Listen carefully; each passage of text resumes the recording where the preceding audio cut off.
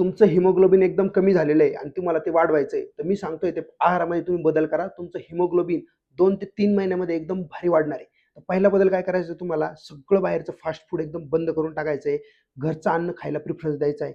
याच्यानंतर तुम्ही काय करायचं आहे, घरच्या अन्नामध्ये पालेभाज्या भरपूर ॲड करायच्या आहेत, कडधान्य ॲड करायचे आहे, नॉन खायला चालू करायचं आहे. अंडंसुद्धा खाऊ शकता. अंडंसुद्धा एकदम भारी आहे तुमचं हिमोग्लोबिन वाढण्यासाठी. त्याच्यानंतर तुम्ही जर शेंगदाणे खात असाल, तर ते सुद्धा तुम्हाला चालू शकतात.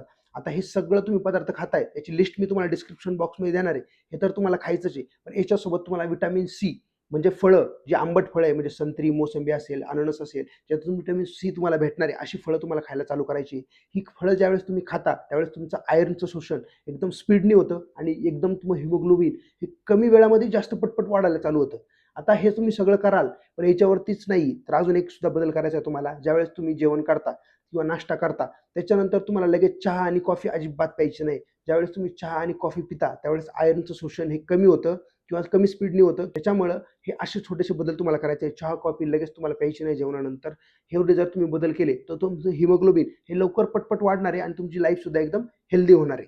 तर एवढे बदल तुम्ही नक्की करा. तुमचं हिमोग्लोबिन 2 ते 3 महिन्यामध्ये एकदम भारी क्वालिटीमध्ये वाढणार आहे.